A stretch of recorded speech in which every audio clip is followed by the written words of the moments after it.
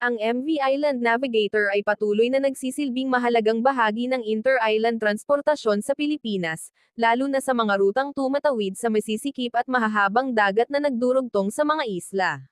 Sa mga nagdaang buwan, naging kapansin-pansin ang mas maayos na operasyon ng barko dahil sa pinaigting na maintenance, mas organisadong pamamahala ng biyahe, at mas malinaw na koordinasyon sa mga pantalan.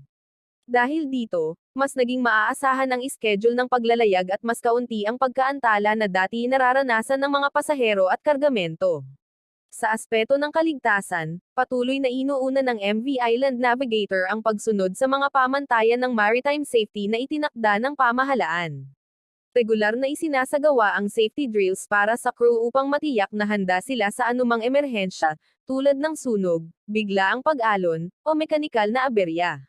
Ang mga kagamitan tulad ng life jackets, lifeboats, at communication systems ay sinisiyasat bago ang bawat biyahe upang masiguro na nasa maayos na kondisyon.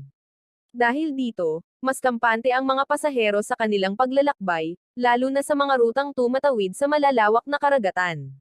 Sa loob ng barko, makikita ang mga pagbabago na naglalayong mapabuti ang karanasan ng pasahero.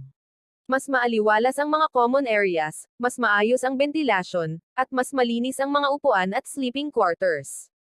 May mga pagsasaayos din sa passenger flow upang maiwasan ang siksikan, lalo na tuwing peak season gaya ng bakasyon at pista.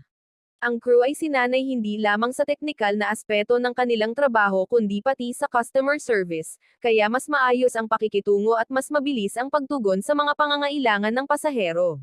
Malaki rin ang papel ng MV Island Navigator sa pagpapalakas ng lokal na ekonomiya.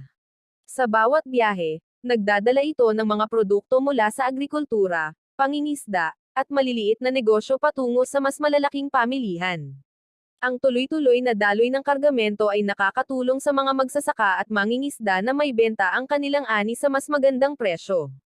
Sa kabilang banda, ang pagdating ng barko sa iba't ibang pantalan ay nagbibigay din ng oportunidad sa turismo, dahil mas madaling nakakarating ang mga bisita sa mga isla na dati mahirap puntahan. Sa larangan ng teknolohiya, unti-unti ring inaangkop ng MV Island Navigator ang mga makabagong sistema upang mapahusay ang operasyon.